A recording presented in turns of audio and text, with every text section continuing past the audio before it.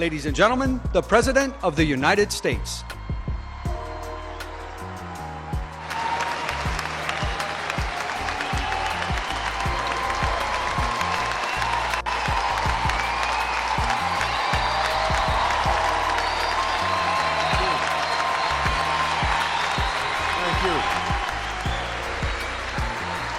Thank you.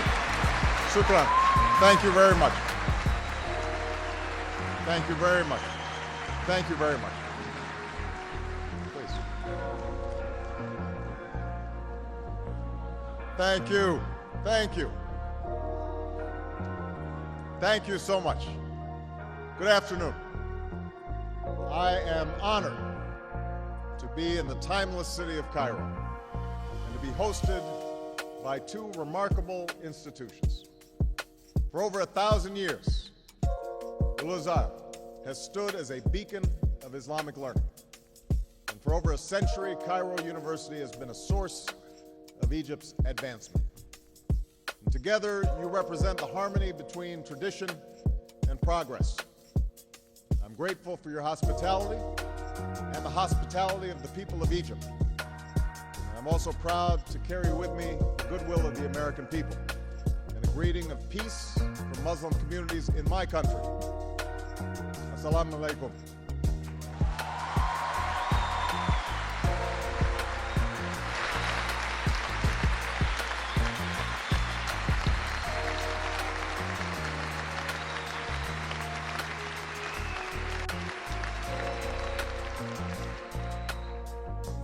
We meet at a time of great tension between the United States and Muslims around the world. Tension rooted in historical forces that go beyond any current policy debate. The relationship between Islam and the West includes centuries of coexistence and cooperation, but also conflict and religious wars. More recently, tension has been fed by colonialism that denied rights and opportunities to many Muslims, and a Cold War in which Muslim-majority countries were too often treated as proxies without regard to their own aspirations. Moreover, the sweeping change brought by modernity and globalization led many Muslims to view the West as hostile to the traditions of Islam. Violent extremists have exploited these tensions in a small but potent minority of Muslims. The attacks of September 11, 2001, and the continued efforts of these extremists to engage in violence against civilians has led some in my country to view Islam as inevitably hostile not only to America and Western countries, but also to human rights. All this has bred more fear and more mistrust. So long as our relationship is defined by our differences, we will empower those who sow hatred rather than peace, those who promote conflict rather than the cooperation that can help all of our people achieve justice and prosperity. And this cycle of suspicion and discord must end. I've come here to Cairo to seek a new beginning between the United States and Muslims around the world, one based on mutual interest and mutual respect, and one based upon the truth that America and Islam are not exclusive and need not be in competition. Instead, they overlap and share common principles, principles of justice and progress, tolerance, and the dignity of all human beings. I do so recognizing that change cannot happen overnight. I know there's been a lot of publicity about this speech, but no single speech can eradicate years of mistrust. Nor can I answer in the time that I have this afternoon all the complex questions that brought us to this point. But I am convinced that in order to move forward, we must say openly to each other the things we hold in our hearts. and that too often are said only behind closed doors. There must be a sustained effort to listen to each other, to learn from each other, to respect one another, and to seek common ground.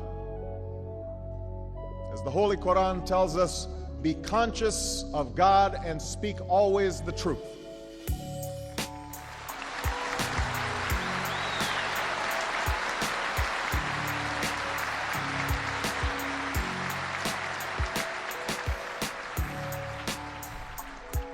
That is what I will try to do today, to speak the truth as best I can, humbled by the task before us, and firm in my belief that the interests we share as human beings are far more powerful than the forces that drive us apart.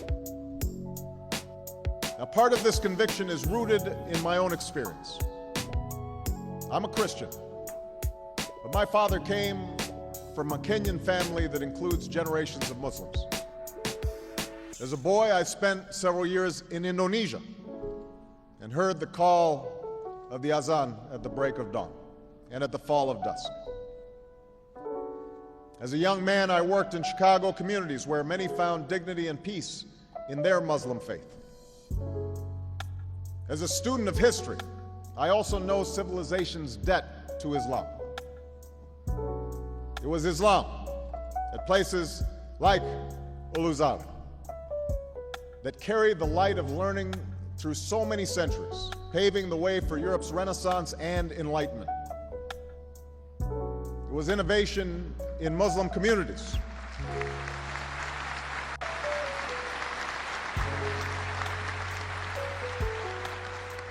It was innovation in Muslim communities that developed the order of algebra, our magnetic compass and tools of navigation, our mastery of pens and printing, our understanding of how disease spreads and how it can be healed. Islamic culture has given us majestic arches and soaring spires, timeless poetry and cherished music, elegant calligraphy, and places of peaceful contemplation. And throughout history, Islam has demonstrated through words and deeds the possibilities of religious tolerance and racial equality.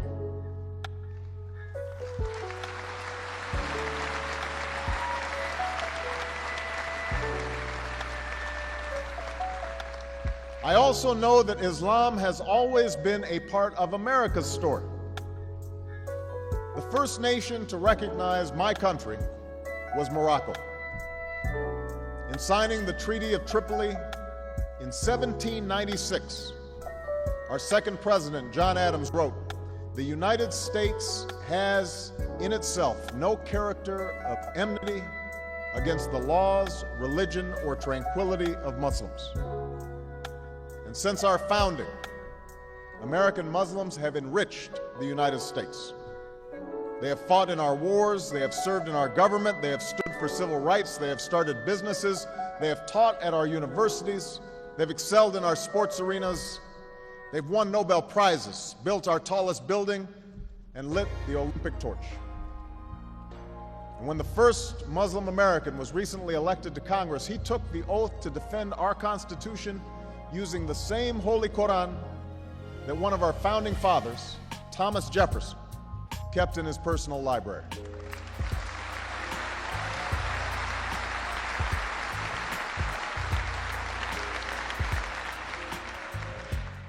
So I have known Islam on 3 continents before coming to the region where it was first revealed. That experience guides my conviction that partnership between America and Islam must be based on what Islam is, not what it isn't. And I consider it part of my responsibility as President of the United States to fight against negative stereotypes of Islam wherever they appear.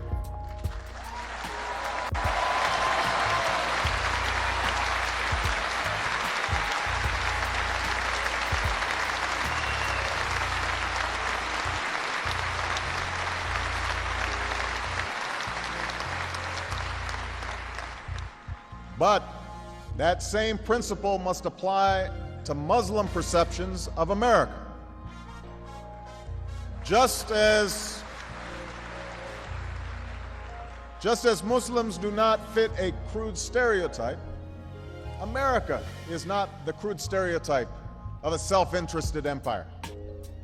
The United States has been one of the greatest sources of progress that the world has ever known. We were born out of revolution against an empire. We were founded upon the ideal that all are created equal. And we have shed blood and struggled for centuries to give meaning to those words, within our borders and around the world. We are shaped by every culture, drawn from every end of the earth, and dedicated to a simple concept: e pluribus unum, out of many, one. Now, much has been made of the fact that an African American with the name Barack Hussein Obama could be elected president.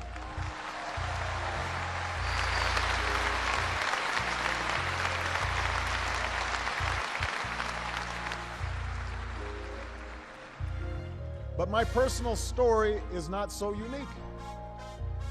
The dream of opportunity for all people has not come true for everyone in America, but its promise exists for all who come to our shores.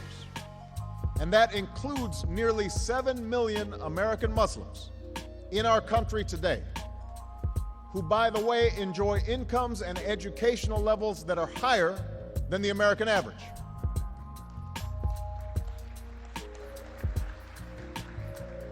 Moreover, freedom in America is indivisible from the freedom to practice one's religion. That is why there is a mosque in every state in our union and over 1,200 mosques within our borders. That's why the United States government has gone to court to protect the right of women and girls to wear the hijab and to punish those who would deny it. So let there be no doubt.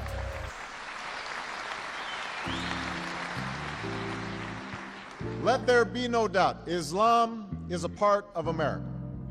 And I believe that America holds within her the truth that regardless of race, religion, or station in life, all of us share common aspirations: to live in peace and security, to get an education and to work with dignity, to love our families, our communities, and our God. These things we share. This is the hope of all humanity. Of course, recognizing our common humanity is only the beginning of our task. Words alone cannot meet the needs of our people. These needs will be met only if we act boldly in the years ahead. And if we understand that the challenges we face are shared, and our failure to meet them will hurt us all. For we have learned from recent experience that when a financial system weakens in one country, prosperity is hurt everywhere. When a new flu infects one human being, all are at risk. When one nation pursues a nuclear weapon, the risk of nuclear attack rises for all nations. When violent extremists operate in one stretch of mountains, people are endangered across an ocean. When innocents in Bosnia and Darfur are slaughtered, that is a stain on our collective conscience.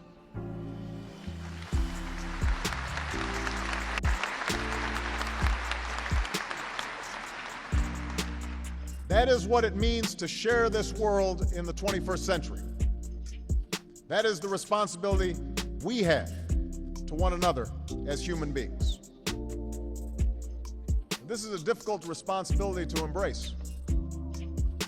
For human history has often been a record of nations and tribes, and yes, religions, subjugating one another in pursuit of their own interests. Yet in this new age, such attitudes are self-defeating. Given our interdependence, any world order that elevates one nation or group of people over another will inevitably fail. So whatever we think of the past, we must not be prisoners to it. Our problems must be dealt with through partnership. Our progress must be shared.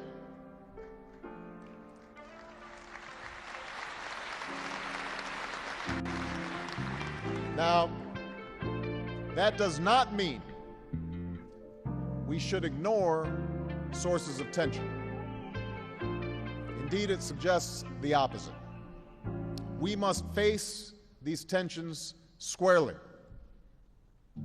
And so in that spirit, let me speak as clearly and as plainly as I can about some specific issues that I believe we must finally confront together. The first issue that we have to confront is violent extremism in all of its forms.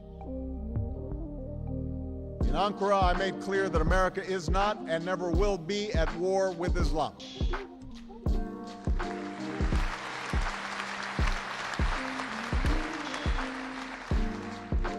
We will, however, relentlessly confront violent extremists who pose a grave threat to our security.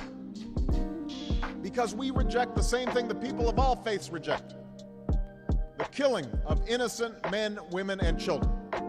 And it is my first duty as president to protect the American people. The situation in Afghanistan demonstrates America's goals and our need to work together. Over 7 years ago, the United States pursued Al-Qaeda and the Taliban with broad international support. We did not go by choice. We went because of necessity. I'm aware that there's still some who would question or even justify the offense of 9/11. But let us be clear. Al-Qaeda killed nearly 3,000 people on that day. The victims were innocent men, women, and children from America and many other nations who had done nothing to harm anybody.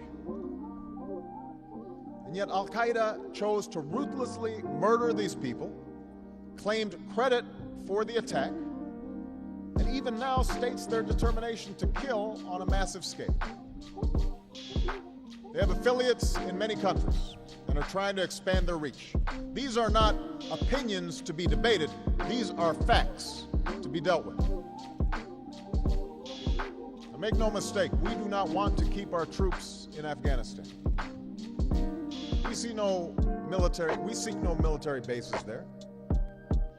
It is agonizing for America to lose our young men and women. It is costly and politically difficult to continue this conflict. We would gladly bring every single one of our troops home if we could be confident that there were not violent extremists in Afghanistan and now Pakistan determined to kill as many Americans as they possibly can. But that is not yet the case. And that's why we're partnering with a coalition of 46 countries. And despite the costs involved, America's commitment will not weaken. Indeed, none of us should tolerate these extremists. They have killed in many countries. They have killed people of different faiths, but more than any other, they have killed Muslims. Their actions are irreconcilable with the rights of human beings, the progress of nations, and with Islam. The Holy Quran teaches that whoever kills an innocent it is as if he has killed all mankind.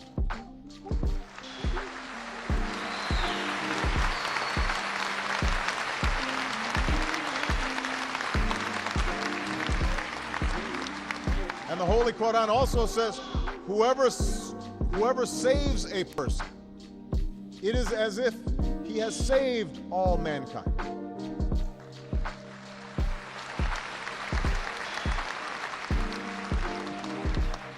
The enduring faith of over 1 billion people is so much bigger than the narrow hatred of a few.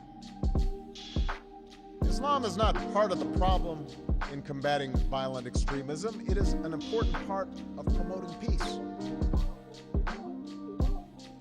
Now, we also know that military power alone is not going to solve the problems in Afghanistan and Pakistan. That's why we plan to invest $1.5 billion each year over the next 5 years to partner with Pakistanis to build schools and hospitals, roads and businesses, and hundreds of millions to help those who've been displaced.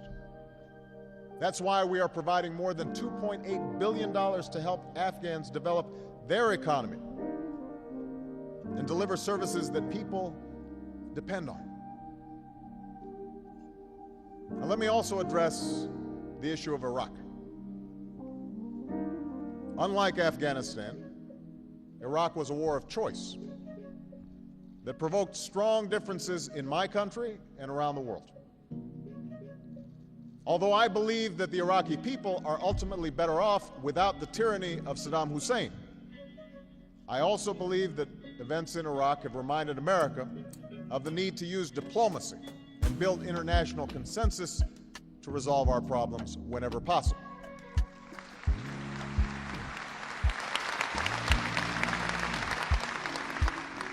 Indeed, we can recall the words of Thomas Jefferson, who said, "I hope that our wisdom will grow with our power and teach us that the less we use our power, the greater it will be." Today, America has a dual responsibility: to help Iraq forge a better future and to leave Iraq to Iraqis. And I have made it clear to the Iraqi people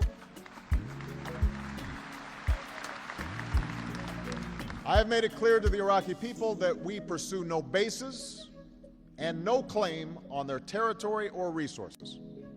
Iraq's sovereignty is its own. And that's why I ordered the removal of our combat brigades by next August. That is why we will honor our agreement with Iraq's democratically elected government to remove combat troops from Iraqi cities by July, and to remove all of our troops from Iraq by 2012.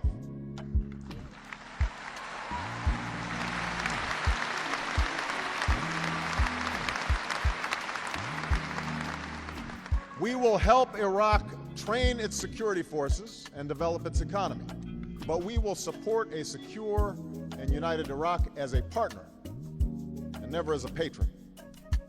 And finally, just as America can never tolerate violence by extremists, we must never alter or forget our principles. 9/11 was an enormous trauma to our country. The fear and anger that it provoked was understandable, but in some cases, it led us to act contrary to our traditions and our ideals. We are taking concrete actions to change course. I have unequivocally prohibited the use of torture by the United States, and I have ordered the prison at Guantanamo Bay closed by early next year.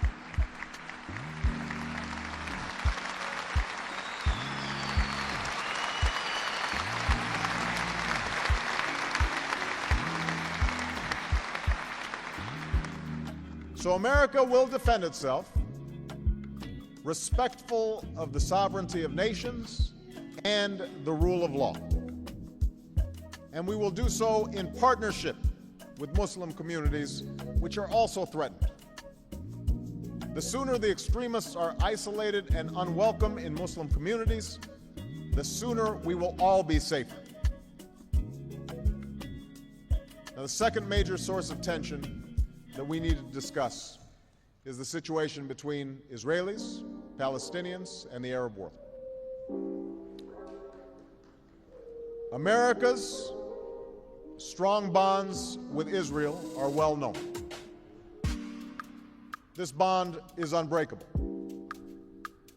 It is based upon cultural and historical ties, and the recognition that the aspiration for a Jewish homeland is rooted in a tragic history that cannot be denied.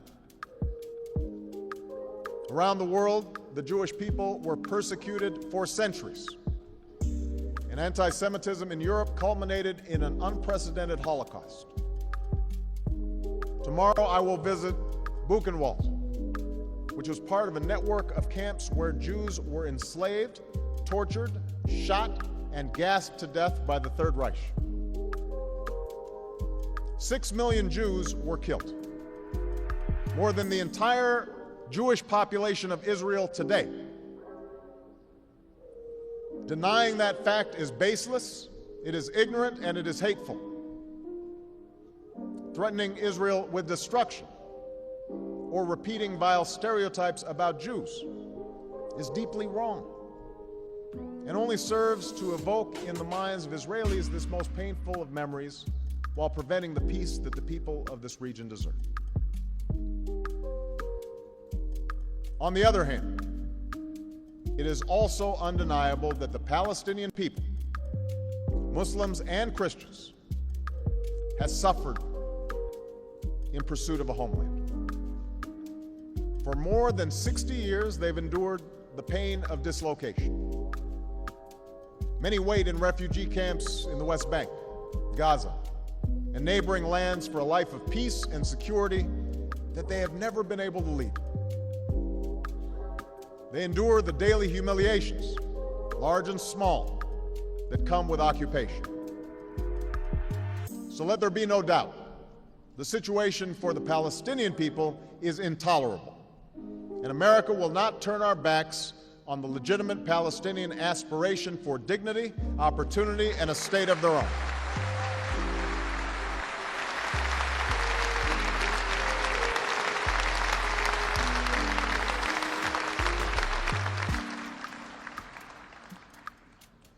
For decades, then, there has been a stalemate. Two peoples with legitimate aspirations, each with a painful history that makes compromise elusive. It's easy to point fingers. For Palestinians to point to the displacement brought about by Israel's founding, and for Israelis to point to the constant hostility and attacks throughout its history, from within its borders as well as beyond. But if we see this conflict only from one side or the other, then we will be blind to the truth.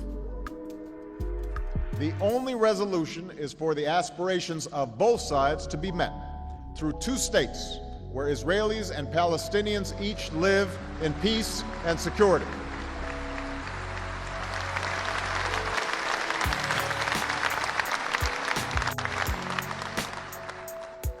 That is in Israel's interest, Palestine's interest, America's interest, and the world's interest. And that is why I intend to personally pursue this outcome with all the patience and dedication that the task requires. The obligations that the parties have agreed to under the roadmap are clear. For peace to come, it is time for them and all of us to live up to our responsibilities. Palestinians must abandon violence. Resistance through violence and killing is wrong, and it does not succeed. For centuries, black people in America suffered the lash of the whip as slaves and the humiliation of segregation. But it was not violence that won full and equal rights.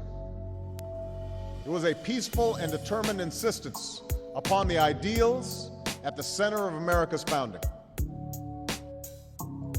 This same story can be told by people from South Africa to South Asia, from Eastern Europe to Indonesia. It's a story with a simple truth. Violence is a dead end. It is a sign neither of courage nor power to shoot rockets at sleeping children or to blow up old women on a bus. That's not how moral authority is claimed. That's how it is surrendered. Now is the time for Palestinians to focus on what they can build. The Palestinian Authority must develop its capacity to govern with institutions that serve the needs of its people.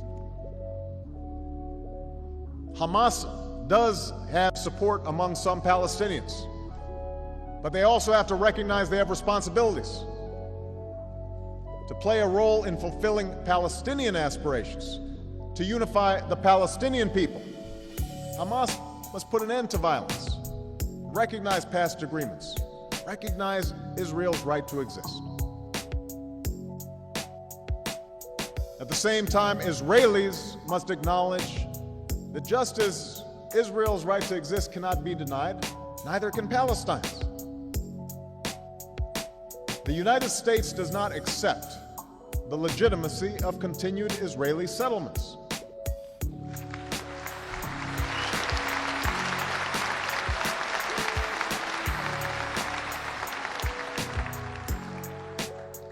This construction violates previous agreements and undermines efforts to achieve peace.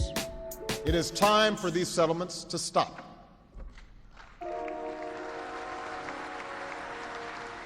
And Israel must also live up to its obligation to ensure that Palestinians can live and work and develop their society. Just as it devastates Palestinian families, the continuing humanitarian crisis in Gaza does not serve Israel's security. Neither does the continuing lack of opportunity in the West Bank. Progress in the daily lives of the Palestinian people must be a critical part of a road to peace, and Israel must take concrete steps to enable such progress. Finally, the Arab states must recognize that the Arab Peace Initiative was an important beginning, but not the end of their responsibilities. The Arab-Israeli conflict should no longer be used to distract the people of Arab nations from other problems. Instead, it must be a cause for action to help the Palestinian people develop the institutions that will sustain their state, to recognize Israel's legitimacy, and to choose progress over a self-defeating focus on the past. America will align our policies with those who pursue peace. And we will say in public what we say in private to Israelis and Palestinians and Arabs. We cannot impose peace, but privately, many Muslims recognize that Israel will not go away. Likewise, many Israelis recognize the need for a Palestinian state. It is time for us to act on what everyone knows to be true. Too many tears have been shed. Too much blood has been shed. All of us have a responsibility to work for the day when the mothers of Israelis and Palestinians can see their children grow up without fear. When the Holy Land of the three great faiths is the place of peace that God intended it to be. When Jerusalem is a secure and lasting home for Jews and Christians and Muslims, and a place for all of the children of Abraham to mingle peacefully together, as in the story of Isra.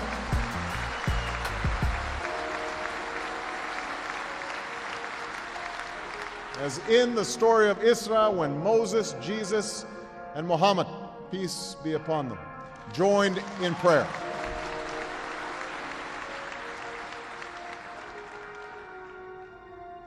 The third source of tension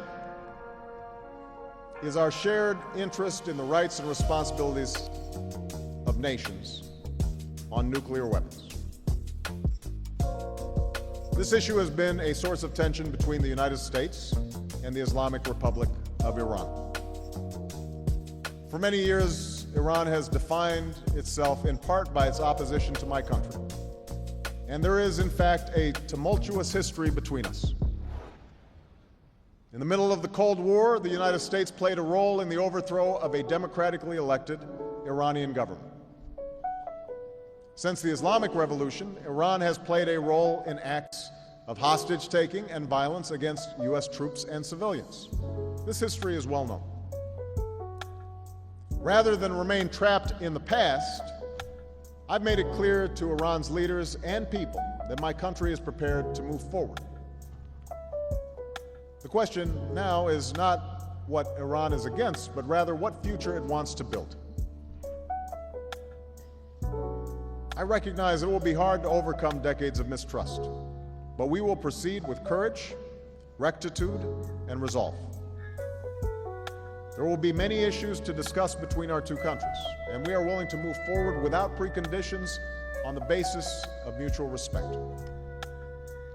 But it is clear to all concerned that when it comes to nuclear weapons, we have reached a decisive point.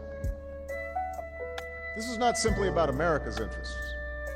It's about preventing a nuclear arms race in the Middle East that could lead this region and the world down a hugely dangerous path. Now, I understand those who protest that some countries have weapons that others do not. No single nation should pick and choose which nation holds nuclear weapons. And that's why I strongly reaffirmed America's commitment to seek a world in which no nations hold nuclear weapons.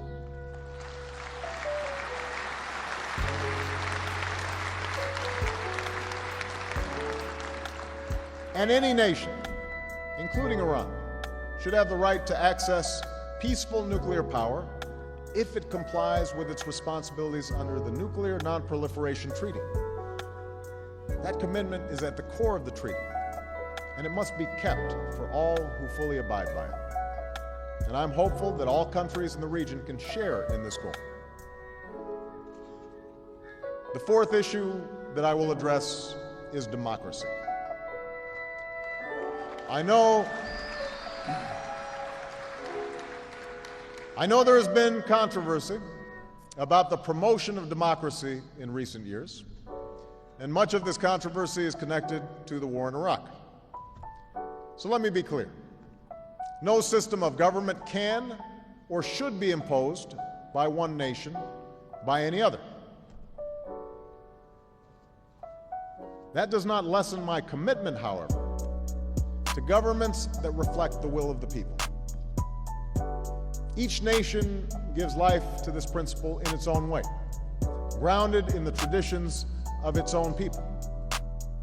America does not presume to know what is best for everyone, just as we would not presume to pick the outcome of a peaceful election.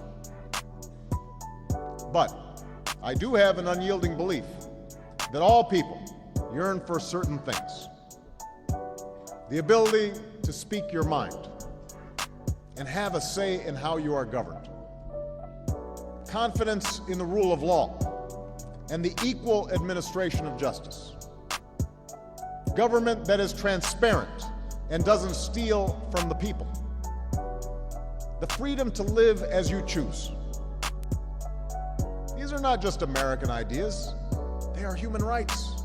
And that is why we will support them everywhere.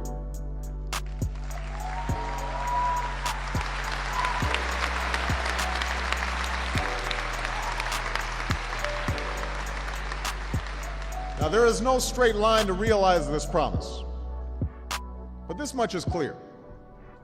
Governments that protect these rights are ultimately more stable, successful, and secure. Suppressing ideas never succeeds in making them go away. America respects the right of all peaceful and law-abiding voices to be heard around the world, even if we disagree with them.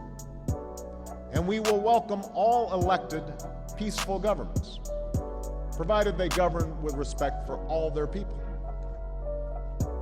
This last point is important because there are some who advocate for democracy only when they're out of power. Once in power, they are ruthless in suppressing the rights of others.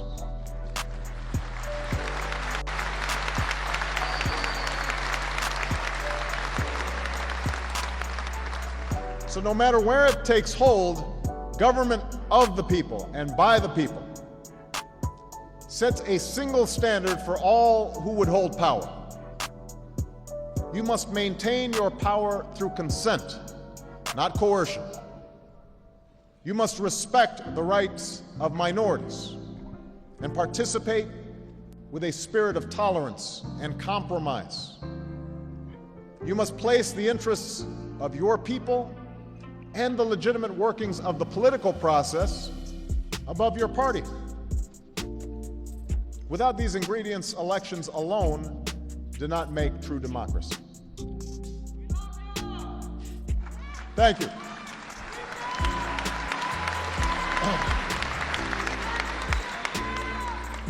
The fifth issue that we must address together is religious freedom.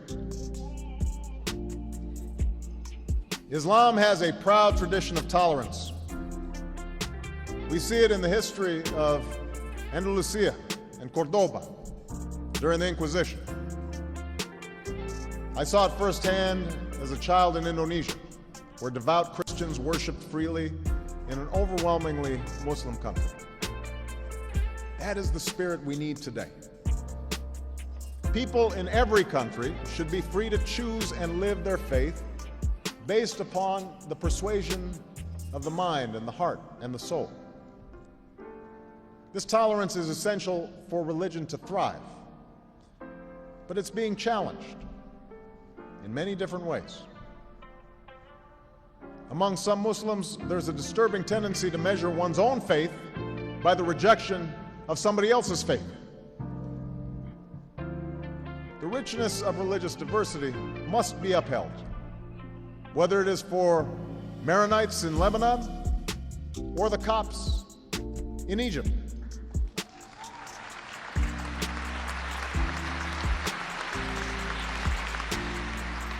And if we are being honest, fault lines must be closed among Muslims as well, as the divisions between Sunni and Shia have led to tragic violence, particularly in Iraq.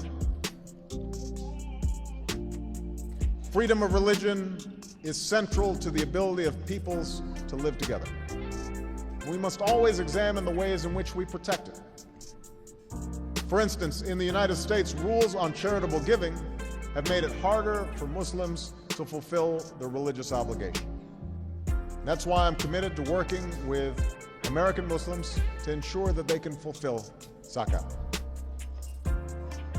Likewise, it is important for Western countries to avoid impeding Muslim citizens from practicing religion as they see fit. For instance, by dictating what clothes a Muslim woman should wear. We can't disguise hostility towards any religion behind the pretense of liberalism. In fact, faith should bring us together. And that's why we're forging service projects in America that bring together Christians, Muslims, and Jews. That's why we welcome efforts like Saudi Arabian King Abdullah's Interfaith Dialogue and Turkey's leadership in the Alliance of Civilizations. Around the world, we can turn dialogue into interfaith service, so bridges between peoples lead to action, whether it is combating malaria in Africa or providing relief after a natural disaster. The sixth issue that I want to address is women's rights. I know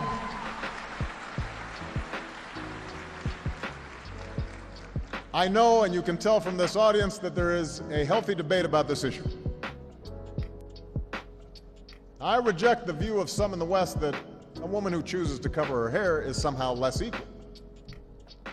But I do believe that a woman who is denied an education is denied equality.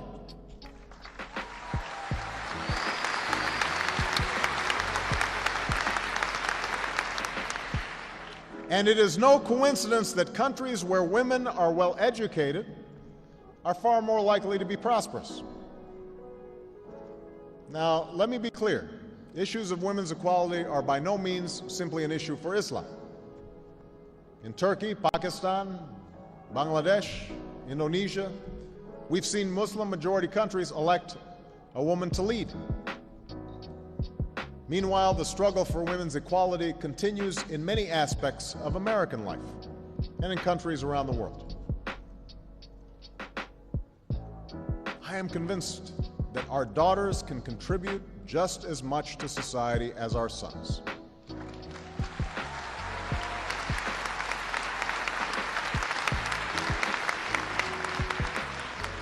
Our common prosperity will be advanced by allowing all humanity, men and women, to reach their full potential. I do not believe that women must make the same choices as men in order to be equal. And I respect those women who choose to live their lives in traditional roles. But it should be their choice. And that is why the United States will partner with any Muslim-majority country to support expanded literacy for girls and to help young women pursue employment through microfinancing that helps people live their dreams.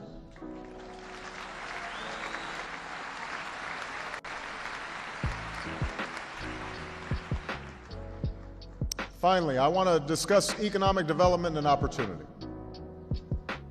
I know that for many, the face of globalization is contradictory.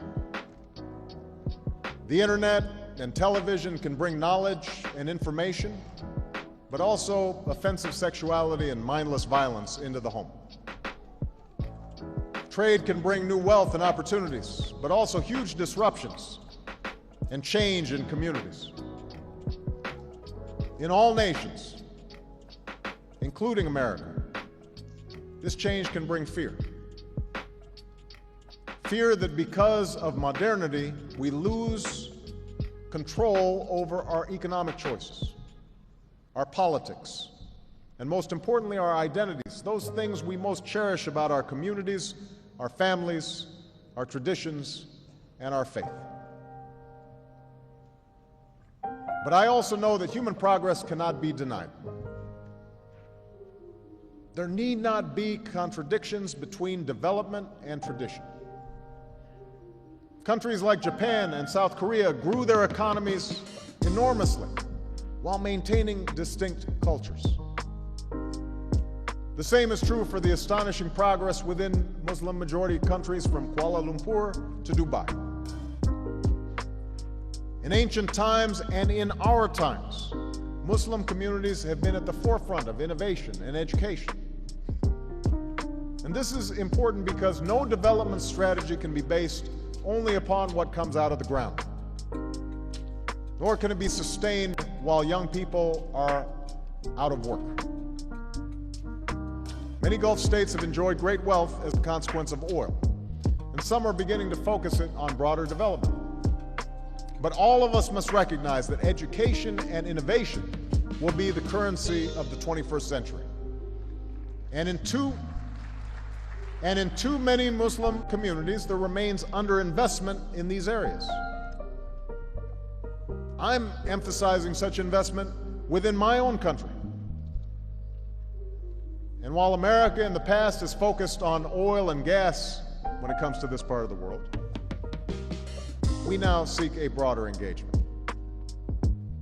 On education, we will expand exchange programs and increase scholarships, like the one that brought my father to America.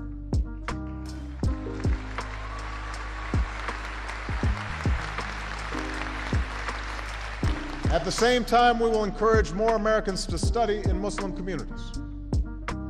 And we will match promising Muslim students with internships in America, invest in online learning for teachers and children around the world, and create a new online network so a young person in Kansas can communicate instantly with a young person in Cairo.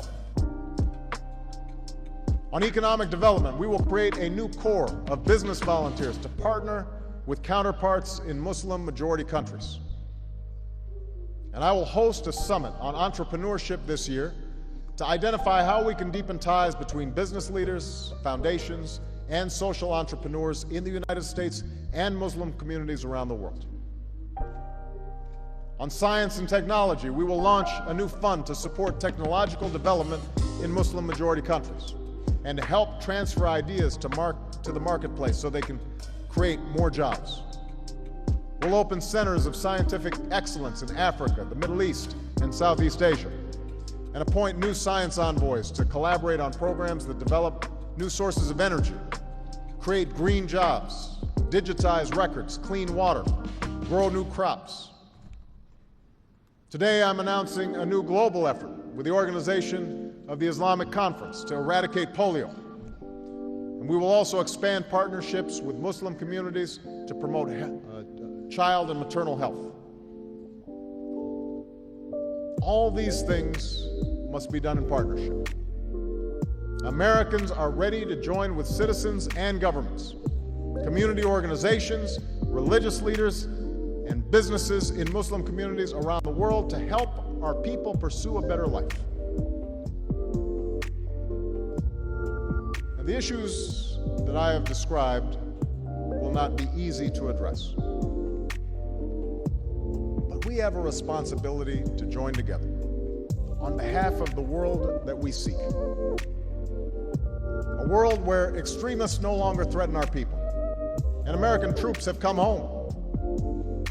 A world where Israelis and Palestinians are each secure in a state of their own, and nuclear energy is used for peaceful purposes. A world where governments serve their citizens and the rights of all God's children are respected. Those are mutual interests. That is the world we seek. But we can only achieve it together.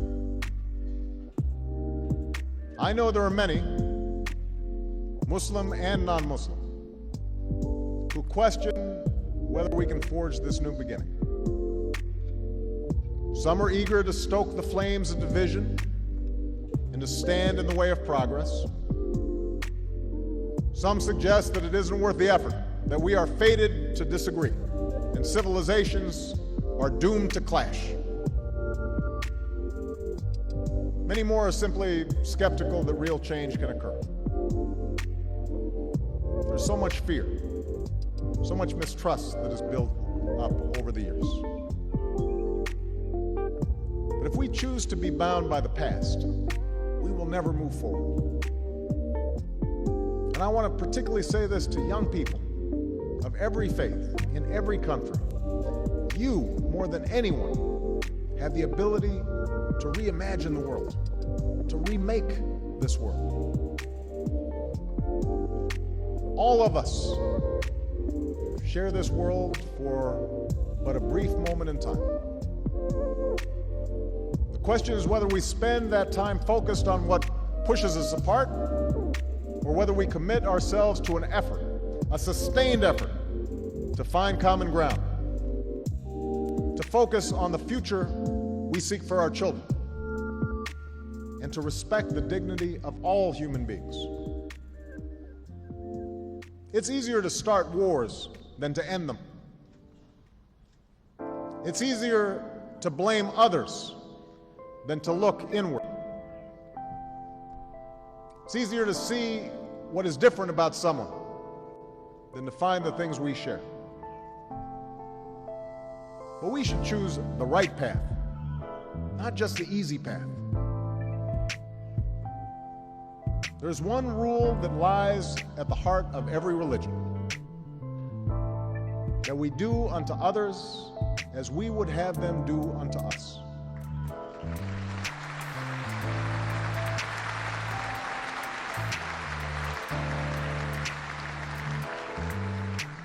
This truth transcends nations and peoples.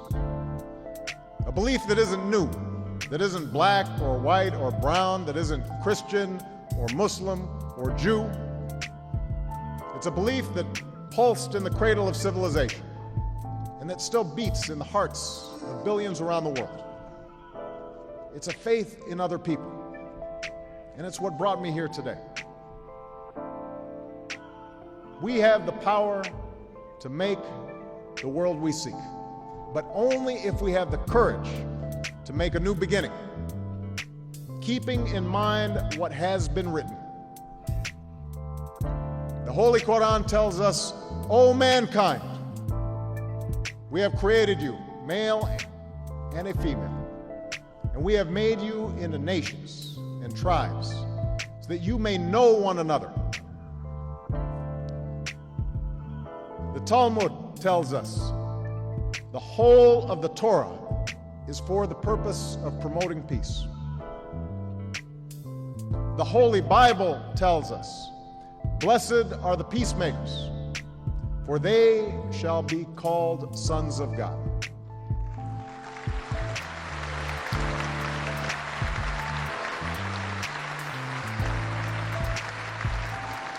The people of the world can live together in peace. We know that is God's vision. Now that must be our work here on earth. Thank you, and may God's peace be upon you. Thank you very much. Thank you.